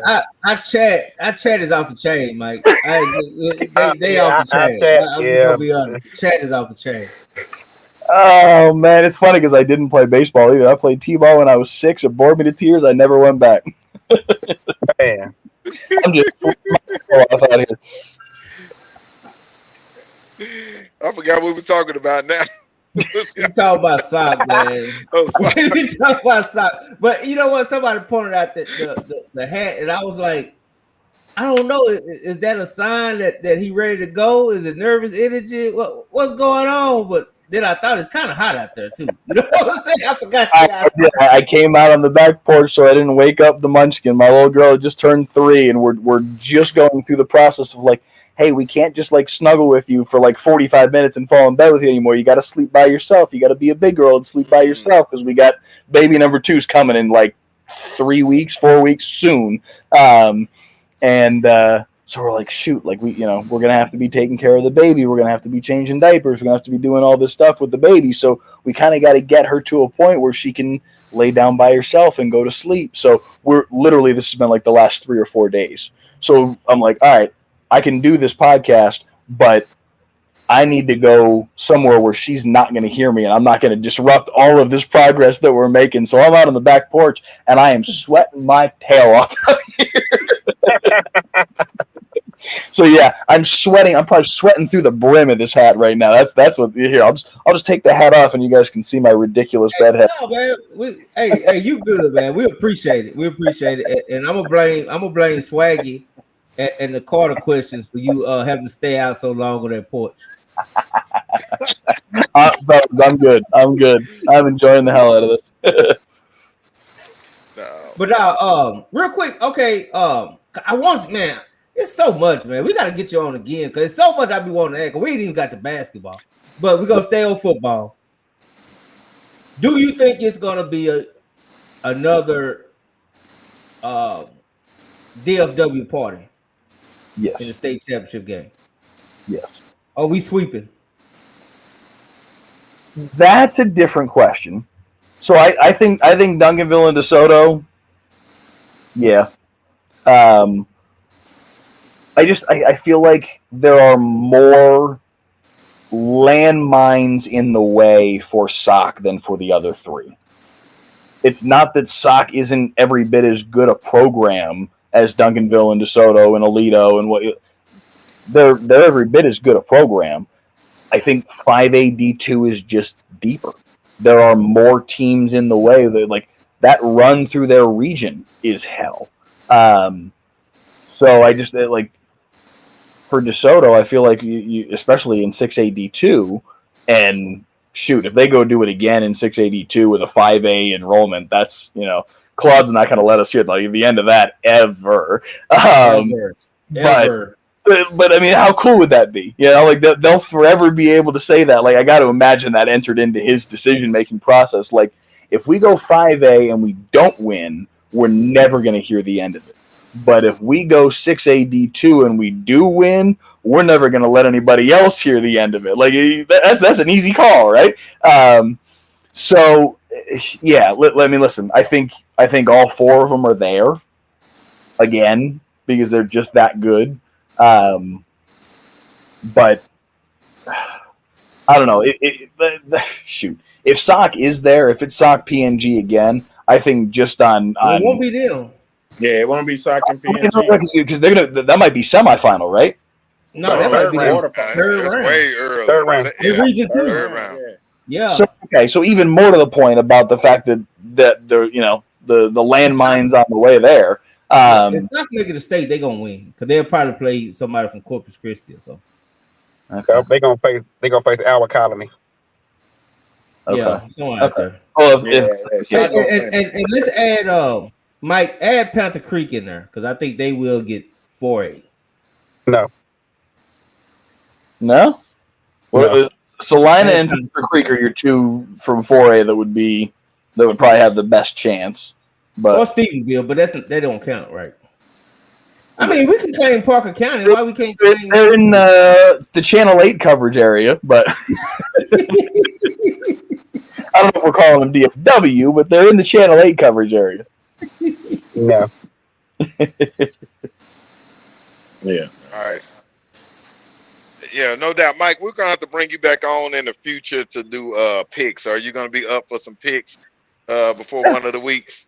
I'm down. The only thing I won't do is pick the game I'm calling. That's the one thing I do. Anytime I've done I follow Brian Gossett and he does picks with a bunch of us in the media as well. That's the one thing I don't do. I'm not gonna. It's kind of I picked that up from Herb Street. Whatever he's doing College Game Day, and they do all their picks for all their games. The one game that he abstains from is the game that he's calling that night that he's about to fly across country and go do, just to avoid the any sort of feeling. So yeah, those games you won't see me. Other than that, I'm down to pick whatever else is on the schedule. Coach Carr's our pick champion, Mike. What's that? Yeah. Coach Carr's the reigning champion. Yeah, he the champ this year. Matt Step won last year. Yeah. Matt Diggs wins that thing. I think the last 2 years, something like that. But no, I'm the champ. I'm the champ, Mike. I'm the champ. Don't get this. I'm sorry, I think you were talking about for Gossets. Okay. Yeah. He laughing at you. Yeah. Hey, Mike, real quick, can you give a shout out to Cedar Hill? Because but Cedar Hill folks, they feel left out. Listen, just give them a shout out and tell them they good. I like what Nick Ward is doing. I really do. I really think that. Listen, that was part of my introduction to DFW high school football. Was doing DeSoto Cedar Hill for the first 4 years we were doing this. It was the only game that we had done every year those first 4 years, and candidly, part of the reason why we fell off of it was because Cedar Hill did fall in some tougher times. But I like what Nick Ward's doing. I think they're pointed back in the right direction. I don't know that they're beating the logo that you just threw on the screen, but I think that they're pointed in the right direction again, and that's a cool thing because I think DFW high school football is better if Cedar Hill's good, because that just rounds that I-20 corridor is already ridiculous. You add them back in the mix, if they can get back on that level like they were when Caden Salter was there and they were going to state title games, and that was fun, man. That was DFW high school football at its zenith when you've got all of these doing that, So I'm looking forward to seeing them get back on the up and up like they've been in the not too distant past. So, but they will have him in the way. Yeah, and I think they'll get over the hump when they get out of that Under Armour. What's that? When they get out of Under Armour. Right. Yeah, does Under Armour even exist anymore? I mean, if you're not South Lake or somebody, you ain't got no business wearing Under Armour. No, not on the South side. Not on the South side. That's what those old guys wear. That's old money. That's old money. Hey, Mike, I catch a lot of grief for this. I'm gonna see how you feel about it. I got Lancaster as my surprise 6A team this year. I can see that because I'm. I don't understand why they're as far down in the rankings as they are. Honestly, they still got a ton of talent. I mean, I know they're obviously in this hellacious district now, but I don't see why they can't be right there in that mix with Cedar Hill, Waxahachie for that fourth playoff spot. I think they're absolutely in that mix. So yeah, no, I don't. I think that's absolutely fair because there's too much talent there for them to not be at least part of the equation. That I don't think they're beating Duncanville or DeSoto, obviously, But outside of that, I think that everybody else in that district they can play with. You know, there's no reason why they shouldn't be able to, you know, be at least above 500 in district, and that probably gets them. And that probably gets them into the playoffs. So somebody didn't like it. Who on the east side of town you like? I mean, I see you got the Forney Rockwall game, but who on the east side of DFW do you think is the best right now in whatever class?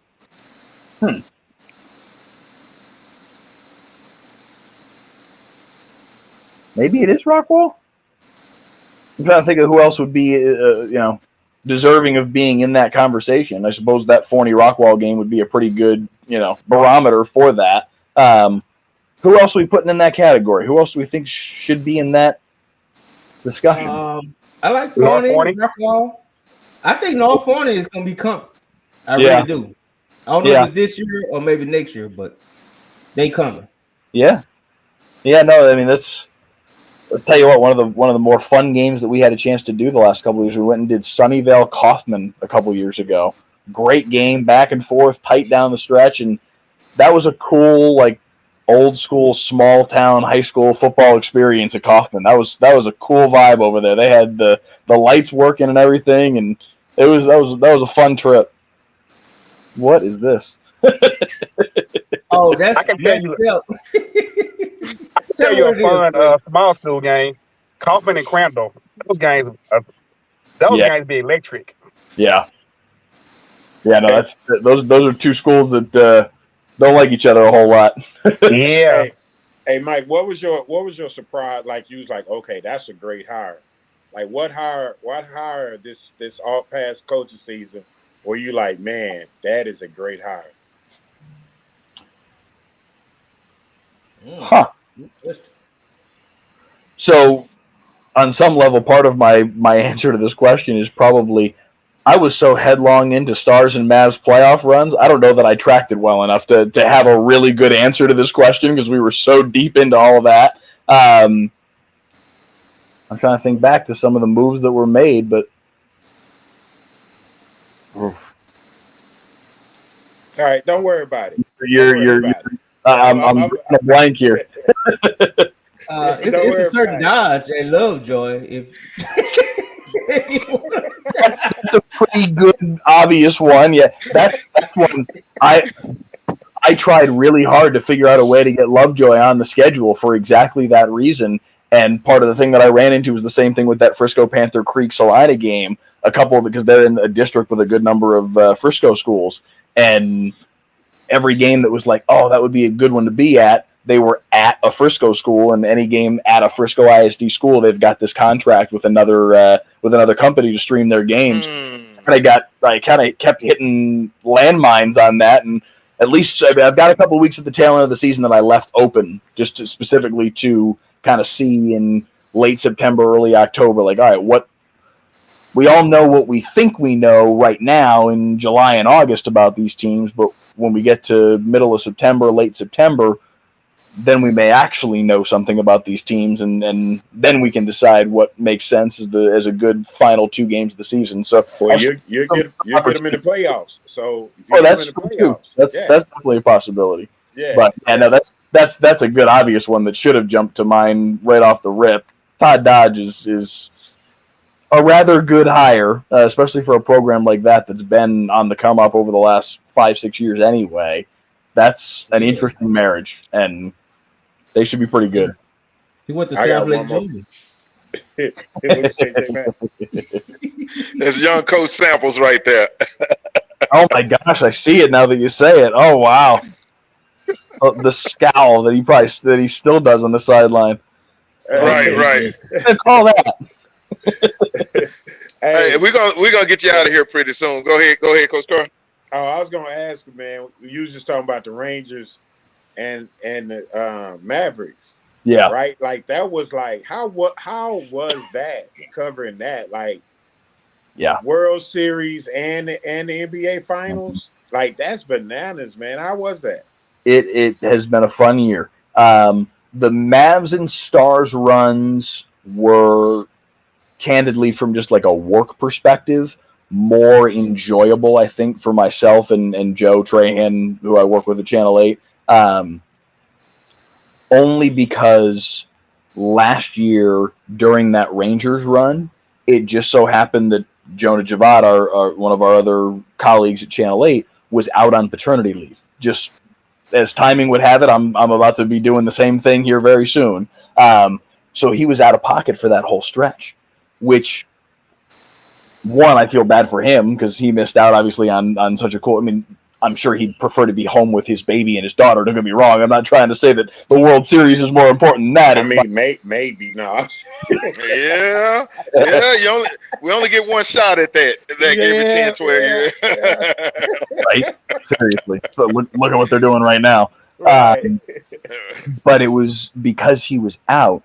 Joe and I, oh my gosh, dude, we were running to the ground. My eye blew up like crazy because I got some sort of infection. I remember that. Joe missed game 6 of the ALCS because he had vertigo. Like we were beat to a pulp, exhausted by the time we got. And it was, don't get me wrong, it was fun as hell to cover because they won the World Series. I was in the locker room as they're spraying champagne on each other and freaking out. Like, please don't misunderstand me. I'm not complaining, but the Mavs and Stars runs, even though it was 2 at the same time and we were crazy and ping-ponging back and forth, that was more enjoyable just because we weren't quite as exhausted and we were able to actually enjoy it and really sink into it and have fun with it. Whereas it felt like with the Rangers, it was like, dude, we just got to get to the finish line. Whatever the finish line is, we just got to get to the finish line. It was exhausting, but it was also, I mean, it was elation, dude. Because like, I don't care who wins. I honestly don't. I'm not from here. I'm not a fan of any of these 4 teams.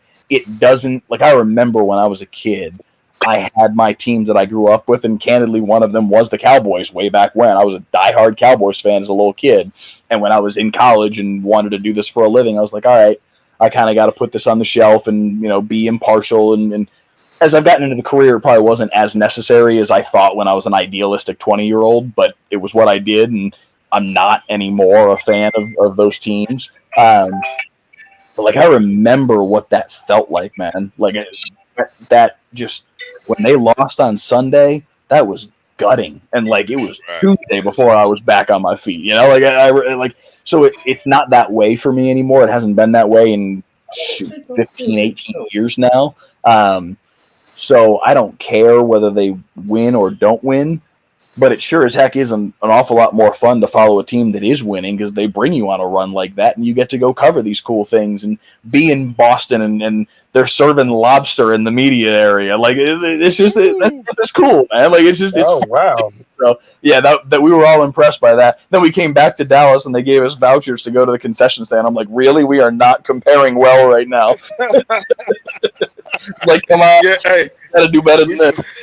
We feel that way in some of the high school press boxes we've been in. So. Believe me. They're good. There are some that you're like, man, y'all could have done better than this. No doubt.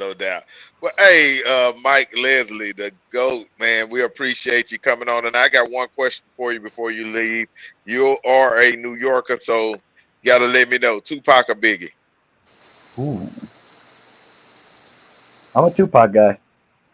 Hey, Mike, I know you are. I grew up just a little bit too late to be old enough to understand like the East Coast, West Coast of it all. Like I was born in '87, so I was a little kid when these two guys were doing their thing at when they were still walking around, honestly. So I caught a lot of their stuff that was like resampled and like changes and like that, the stuff that came out in 96, 97, 98, 99, like that's the kind of stuff that I grew up with when I just kind of starting to be old enough to listen to that kind of music and not get in trouble with my parents. So I missed their real heyday. But I don't know. Listen, I enjoyed the hell out of both of them, but I think if one or the other, I think I'm picking Tupac. All right, we got old Pac, and we appreciate. Hey, I'm a fan. Man, we're a fan of you, man. We're excited that you came on. It was fun catching up with you at the Maverick game. One of the hardest working men in the business. And we definitely gonna get you on here for some future picks. Yeah. Any shout outs or anything you want on the way out the door? Just to y'all, man. I appreciate you guys having me on. It's I've been seeing y'all's stuff on Facebook and whatever, and we've been talking now for probably 2-3 years about finally doing this, and I'm glad we were finally able to make it happen. I really appreciate you guys having me. Absolutely, absolutely. Ooh, Pat, I know you're gonna get mad at me. And this was the first question I had written down that I wanted to ask you, but I really was quiet listening because just hearing you tell your stories was awesome, right? When you first saw the dub, what was your first impression? Great question. Me? Yes. Like tonight? No, when you first saw our show. Oh! Like the first show you watched, like what was your first impression when you watched it? Like when you got done, was you like, what was your impression? Like what was pure authentic thought? I think it's the same thought that I've had tonight talking with you guys, and that is this is why Texas high school football is what it is. Because there are people that care this much. I'm sorry, but there ain't podcasts like this, at least not that I know of, where I'm from. There may be one. I doubt it. Like this is the kind of thing that makes Texas high school football, Texas high school sports what it is. Because the level of caring across all of these communities is at a completely different level. And it's why it's a big part of, I think, we're going back to the initial question when we first jumped on here, whatever it was, an hour and a half ago, about why the football in this area, why sports in this area are as good as they are. All of the things we talked about, the infrastructure being in place, the coaching being as good as it is, the kids wanting to go play at these schools, those things aren't in place if people didn't care at the level that they do. I have no remaining attachment to my high school football program. The guy who coached me there hasn't been there for 10, 12 years. There's maybe one assistant coach that's still an administrator at the high school. There's really nothing left. Those ties are not still there. It's not that way down here with a lot of these programs and the interconnectedness of a lot of these programs. The guys at Sauk, the guys at Duncanville, the guys at DeSoto, the guys at Lancaster, the guys at these guys all know each other, and not only know each other, played together, coached together, played against each other. The stories that Hackma has told me, he is the best resource in the. Speaking of somebody that y'all should have on, by the way, played for Samp way back in the day. I'll bet you he's got way more stories than I do. The stories that he's told me about this, the network that is in place and the effort that goes into keeping these programs and just this area at this level and pumping out high level talent. And it's not just about the talent, obviously, it's about the kids themselves. But that's a big part of it is, hey, we want to make sure that it stays looking like this, that it stays the envy of high school football teams and coaches around the country. It's because of stuff like this. It's because of these coaches. I've given you like a 4-minute answer to this question. I'm sorry for rambling.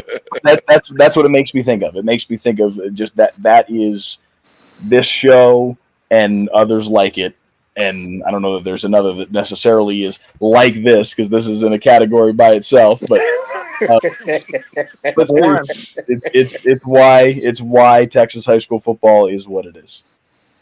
Okay, I got one request from you. No, I got a request. Because you're in the public visible, and this is the DF Dub, the Dub. We do something called the Dub Salute. So okay. The next time you are on the air on Channel 8, I want you to give us a Dub Salute. I'll have to figure out a way how to get that in. Yeah, get the Dub Salute. And also, when you're on the air, if somebody does a big play, tell them, hey, we're giving them a Dub Salute. Just give them a verbal Dub Salute. I like it. That's a good idea. Okay. That's very cool. All right. I appreciate it, man. You're the best. Dub Salute to you for being on the show. This is we had fun. We'll let you get in the house and get cool. Yeah, right. Appreciate you, brother. Thanks for having me. Yes, sir. Yes, sir. Good night. Man, awesome guest. Dope. Dope. Yeah, that was good. Fun. No doubt. No doubt. And I lost power and all that. Everybody tell me I ain't paying my bill. My lights back on, guys. My lights are back on. This I didn't know what happened. I looked up. I just saw a hand moving. I was like, "Who is that?" Hey, Pat, this is a good show. This is a good show tonight, man. No, I You did a appreciate great it, job man. with that one. You pulled that one out. Great job. Oh I yeah. appreciate it, man. Hey, we got the knock. I'm the king of the world. Hold it. Hold it. You're not that pretty.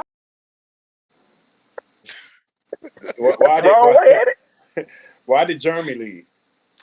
I think he in the background. I think Jeremy was so emotional that he didn't want to see us cry on the air. See him cry on the air. I think he got real emotional. Look, they had a conversation, man. I was sitting there like, dang, yeah, like they was vibing. They was vibing. No doubt. They was vibing. Yeah, that was a good interview, man. Like I just sat there listening to y'all because, like, he tells stories and you just kind of got to listen to it. You know what I mean? Like, yeah, where he come from. You know how he got here. Like, could you imagine? Like, listen to the story he told. I prayed for lightning, but it showed up. Duncanville game, he got lightning. Man. You know me and Paul, Yeah. Pat, we suffered that night. We suffered hard. Then he got a chance to go to the World Series. And then, then he did the NBA Finals. Like, come on, man. Like it don't get no better than that, man. That man got football guys and sports guys riding with him everywhere he goes. Hey, living his best life for sure. And he's enthusiastic about it. That's what I gathered when I saw him at the Maverick game. Like, you know, when you can see it at the previous interview, man, when you asked the question about he just felt it in his soul, bro. It was just like, yeah. So I love it. I love it. And especially somebody that's not from down here. When you get down here, you get affected by what, Texas high school football, man. It's the best in the world. Hey, one thing about Texas high school football, man, you might not be from down here. You can go to one game and get hooked. Like, for real. Look, my son... It's different. My son stays in LA and he's like, bruh, it is night and day. He said this football up here it's all the little private schools, and then if you ain't no private school, they don't have no city schools like DeSoto and Cedar Hill and Duncanville and Sock and all that. They don't have that. I think Long Beach Poly is like one of the only ones, I believe.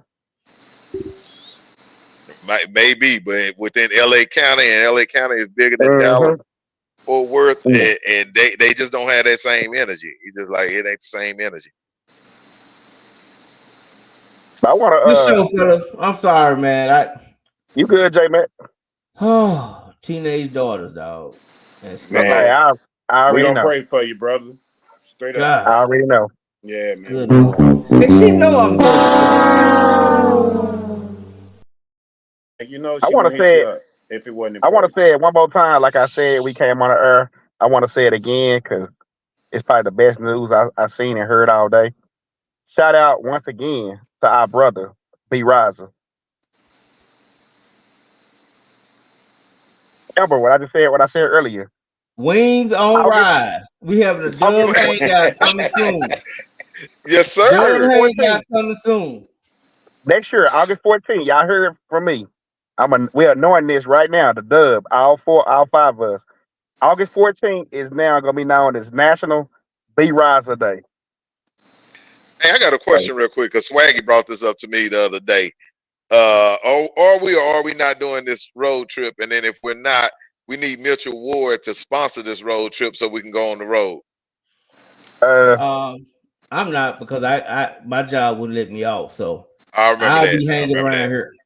I'll be at North Crowley at Lancaster Saturday.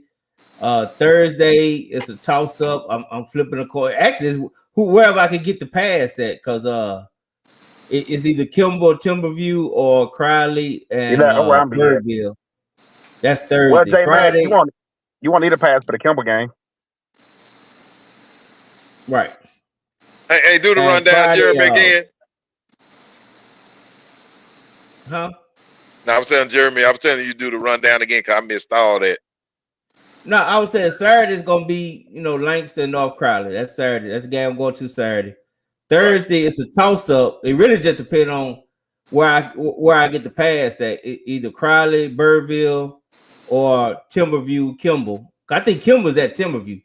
So that's Thursday. And Friday, I'm either gonna hit Carter, Van, or I'm gonna go ahead and go to Red Oak and Colleyville Heritage. Ooh. Now, what's the who you say scrimmages? you're gonna hit Thursday? Thursday's a toss up. I kind of want to go to Crowley and Birdville, mainly because it's up the street. Or I could go to Mansfield where Kimball is playing Timberview. Thursday. Okay, they play on Thursday. When that's a good North one. Point and them, they don't play on Thursday. North Point. Yeah, they do. play They do. Thursday, but I'm not going to the Grove. That's out. That's out. Okay, because you're not gonna drive like that, and you Yeah, getting yeah, off work. yeah. Well, we we got got at the Birdville we crowd. got game. two. No, We got I two keep tomorrow. it trill. I keep it trill. I just tell the truth. We got two scrimmages tomorrow, don't we? Carter, Madison, and who the other one you had posted, J Mac?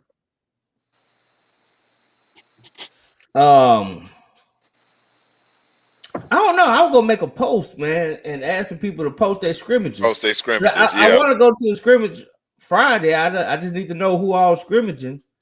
And Saturday, I want to hit some practices. If you're in pads, I want to hit some practices Saturday. So Yeah, everybody in pass now. yeah.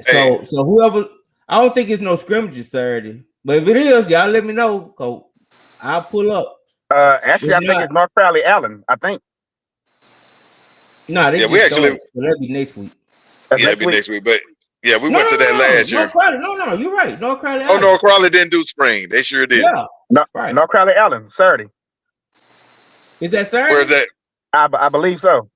Is it Allen this year? I hit Coach. It's gonna be Allen. I hit Coach It's up gonna in be Allen ass. this time. Ass. Yeah. Yeah, I know we was at that one last year. Yeah, everybody drop your scrimmages, like J Mac said. I like that because That's dope. definitely want to pull up. Yeah, pull them scrimmages up.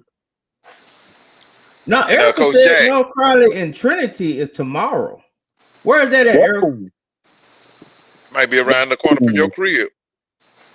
No, it's gonna be Pull it up. ATB right by you. What? Yeah, I live down the street from that stadium. Shit, You going right? You going right to it? Yeah, I can walk to the stadium. Shit. Hey, Coach Jack, you say you was giving me some West Mesquite gear. I'm still waiting on that gear, sir. He told me. Man, He told I me don't know the what same it is thing. about Jack, man. I don't know what I did to Jack, man. Look, I offered to buy the damn gear, and he won't send me a link. Well, he done did you like that like at least last three times. Yeah, man. So I just, I'm beginning to think he just don't like a brother. Man, I need that North tough. Pointy That's hat tough. Will got Don't on. take that personal. Don't take that personal. You know, it is the season. You know, he's getting ready to go. He locked in. You know, He is locked in. yeah. Speaking of which, I need to holler at Boom. I need to see what we need to see what our Trojans up there doing. Yeah, Newman Smith. Yeah. Who did y'all have winning that district? I got Newman Smith until somebody beat him. Okay. Who are not with him? I forgot. That's the West Mesquite district. West Mesquite. Oh, that did. Oh, so West Mesquite played Newman Smith. Oh, Yeah. I'll be at I got that West- game. I got But West that Mesquite. game I'll be at. Yeah. Oh my God, that's gonna be lovely. That's a supercharged DISD district. absolutely. I like that. That's a good description. Yeah. Fellas, we are only 2 weeks away. Y'all ready? I'm ready. Oh, yeah, we gotta get Coach Mathis on in a couple of weeks for our annual Oh, yeah, our kickoff to annual, the yeah. season. Yeah, he our annual. Yes, sir. Is he Yes, gonna sir. do But it? man, he ain't turned me down yet. Have you asked for this year?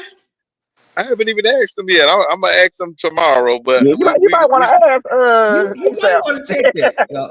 We might have a we new good. opening act. I don't know. we good. We might have passed We- our inspiration. Our ass date. Nah, we good. As a matter of fact, I think I told him this about a month and a half ago that he was gonna be on for the anniversary show, so he knows it. I just gotta remind him. Yeah, he been. When is the anniversary show? I mean, not the anniversary show, the kickoff to the season show. Hey, all right. I gotta ask a question, man. What game are we doing the Dub Live pregame show?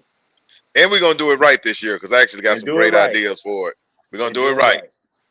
Man, I would love to do it. I would love to do it at Frisco for North Crowley and Lancaster, but I don't know if that's enough time to prepare. But I love that too. Probably had permission from from Jerry World. We ain't gonna get that one. What about Forney and North Forney? That would be a good one. That would be a good one. I think that's the game of the week we should do. DeSoto North Crowley. Yeah, I tell you what.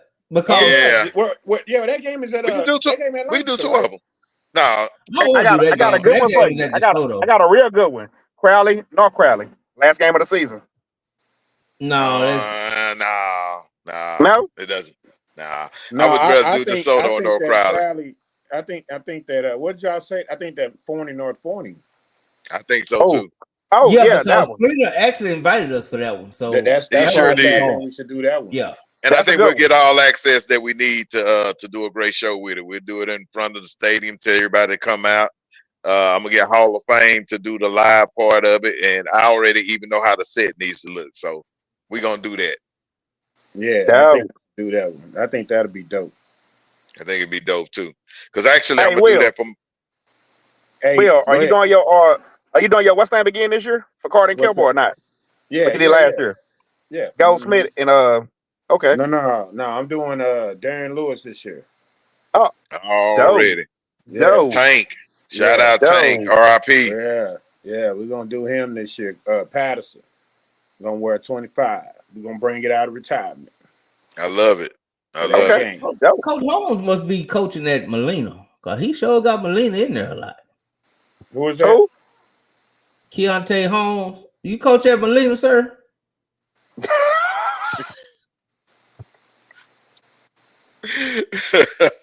and Diggs is right, but we definitely should do Carter Kimball though. Only and obviously because it's Carter Kimball and it's our baby, and we had such a good showing last year. But not only that, but because this actually might be for district. You know what I'm saying? Yeah. Like it's a different game now. You know what I'm saying? Nah, I think so too. I know one thing. I get tagged down there every day at Carter and Kimball stuff by a certain somebody. But I'm gonna let y'all know ahead of time. If Carter wins that game, he better deactivate his page. Yeah, because we already know what we're getting out of you. They lose. They win, it's going down. We know what's coming after that one. Boy, you might go harder at him than you did at Jesse on that one. You thought the Jesse video was something. You ain't seen nothing yet. Yeah, I can only imagine, man. Pat, get ready to go.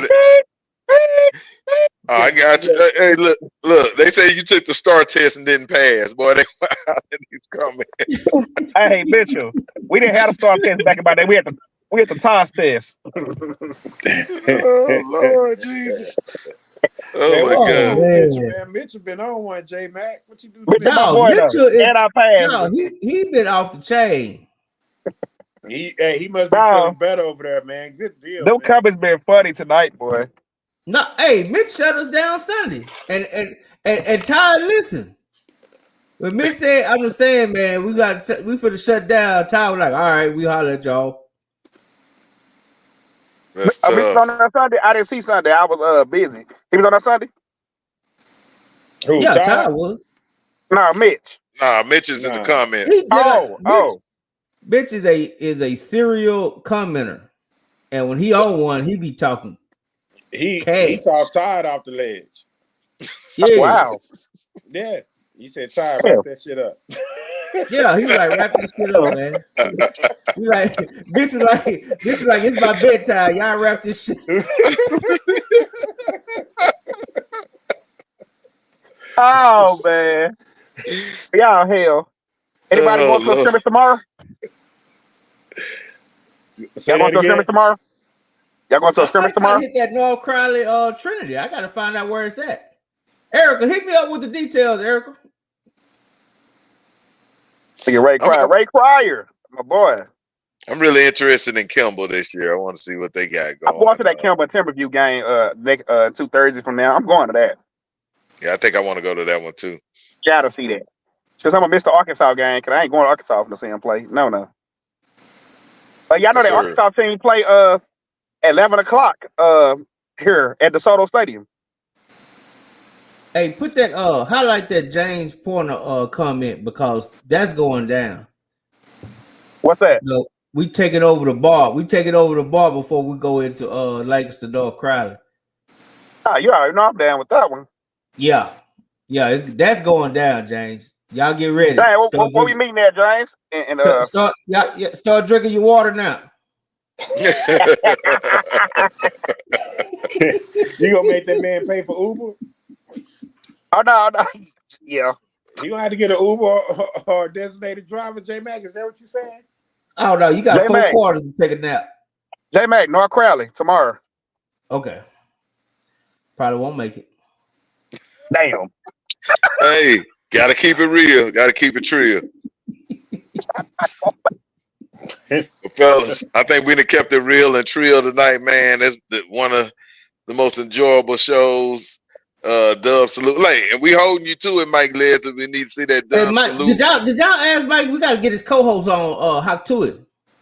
Yeah. He said hit him up. Okay. We got him. All right, man. Well, hey, fellas, appreciate everybody jumping on tonight. Episode Coach Carr, episode 96 of the Dub. Willow. Hey, Willow, when I make you on the guy, I'm gonna send it to you. I appreciate that, man. Appreciate the love, man. For sure. All right, fellas. Yes, sir. We out. Welcome to the Dub, #1 high school podcast starring